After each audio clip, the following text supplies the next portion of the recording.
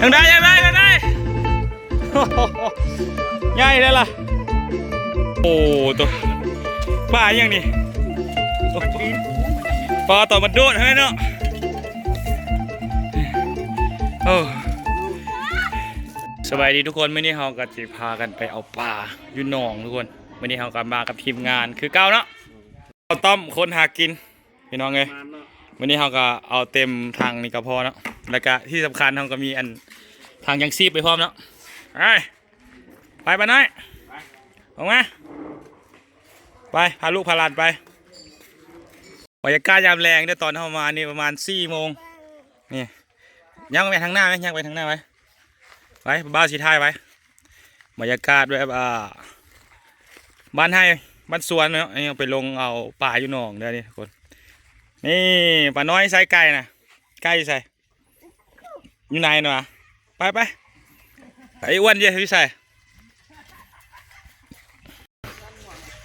ไปพี่โอนสิเป้เอาไว้นี่ขี้หลังอ้าวเชี่ยจังใดซะขึ้นไปจังใดซะเอาไว้ขี้หลังไว้นี่อันนี้ก็เป็นงัวเนาะนี่งัวเถิกตัวบักใหญ่เนี่ยพี่น้อง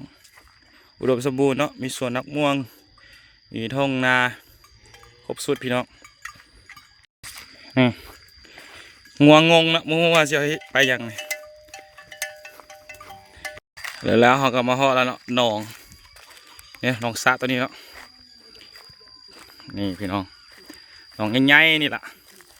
เราก็สิเอาปลาซอกปลาซิวมาก้อยพร้อมไอ้ตัวใหญ่เขาก็สิปิ้งนี่เนาะสุดพุ่นละ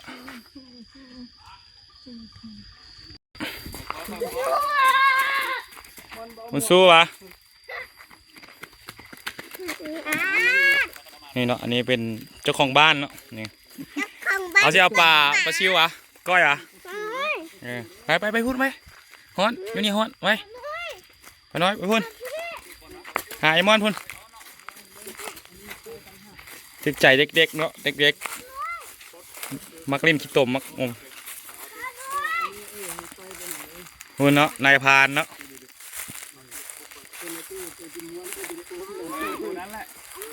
จะได้ผู้เสือดำนี่จะได้จักโตบ่เนี่ยอันนี้พันใหญ่เด้พันใหญ่ปะเวลาลงนำคลองก็นำเงินมันได้ตัวใหญ่ทีนี้เสียบปลาซิวเดี๋ยวพี่น้องเอากระเทียมมาแล้ว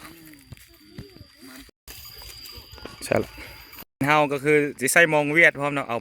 ปลาซิวก้อยแล้วก็เอาจีว่านเหี่ยวเอาตัวใหญ่เอาเฮ็ดว่านเปลี่ยนอยู่บ่ได้อยู่รอรุ่นกันลงไปตัวพญาลงหนอง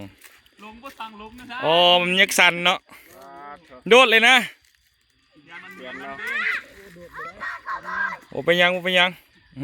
น่ายังได้งมลงไปเด้ออยู่หันแหละ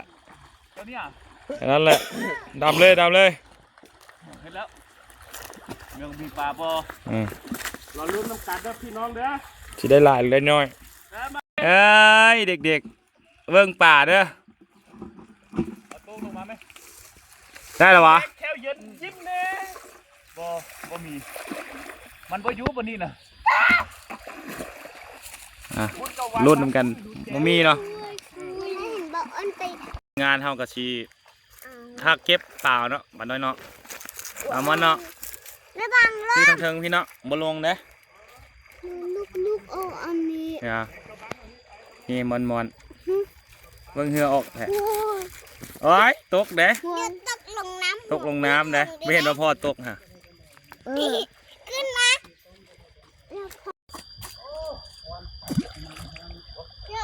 พอได้ป่าเดี๋ยวเขาย่างไปเบิ่ง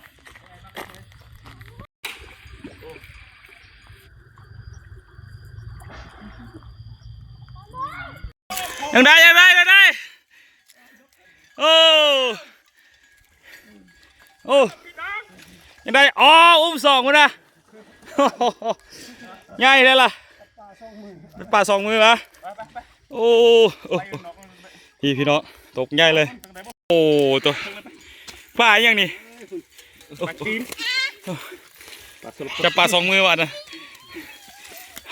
โอ้มันอย่างนี้ ปลาต่อมันโดดให้เนาะโอ้หายใจน้ำก็ไม่ทันวะผลงานนะรอบเดียวก็พอละตี้ ตัวหนึงได้ก่อนแล้วเนาะ เราอยากได้ปลาปากเลยที่หนึ่งเลยบอคุณกวาดไปอยู่พุ่นนะปลาปากมันอยู่บนหันน่ะ เอาปลาปากไว้นี่ปลาอันนี้กับถ้าตัวใหญ่ก็ปล่อย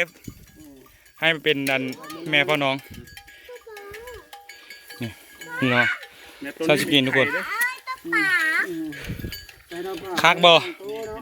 คักบ่เออ นี่มีไข่เต็ม โอ้ปลายังม้อนบ่ย ปลาได้คือซ้ำแขนข้ามหัวพี่ นะสำหัวฮะ หัวนี่ โอ้ตัวใหญ่แท้ พอแล้วพอแล้ว กินได้ยังบ่ได้ค่ะ ไปกินน้ำก้อนไปค่อยๆบดต้องแล้วโอ้โหเราบอกว่านะกินน้ำก้อน แซ่บแซ่บแซ่บ สามขนกินเบียร์ได้เลือกก็ไปส่งจัดหน่อเรือแต่มื้อนั้นหากินวันนี้ว่ะต่อมื้อนั้นก็กินมื้อนั้นลูกหมาเฮาก็กินนะมื้อนั้นลูกหมาไอ้พุ่นหมา10หมูว่า9หมูก็กินเอารถมาส่งก็กินอีกติคุณรู้จักบ่ไหวแล้วคอยลูกเพื่อนเพื่อนมันเมียกันมันเมียปลาซิว อันนี้เขาก็ได้ปลาซิวเขาเนี่ยเขาสิเฮ็ดก้อยนั่น ปลาปลาไหล ก้อยปลาซิวพร้อมนี่ตกอาชะนี่กดงานบ่ต้อมคนหากินเด้ออันนี้เด้อ แน่ตัวนี้นะรับประกันเลยว่ามีไข่ มีใครเหรอ เนาะไข่จะพอแล้ว อืม ประมาณ2 โลปลาย3 โลเนาะ เดี๋ยวอันนี้ปลาน้อยอันนี้ ในยินน้องยังสิบคักนะไปดำหญิงเนี่ยคือสิคักเลยเนาะ นะครับอันนี้เด้ออันนี้เด้ออู้ ประมาณ3 โล30 โล ซาไปเลยบ่อันนั้นเนาะล้างข้าว บอกแล้วมันปลาใหญ่บ่นี่ เอาไว้ ปลาน้อยเนี่ยคุณมันปลาน้อยเบิ่งยังซั่นแล้วปลาซิวมันยัง อ่ะสนอายุดีไม่แห้งโอเคเนาะตอนนี้เราก็ได้แล้วเราก็สิไปเฮือนเนาะเฮ็ดกินเนาะเฮ็ดลาบปิ้งเงียงแกงตามอัธยาศัยเนาะหามซองหมดเลยฮะ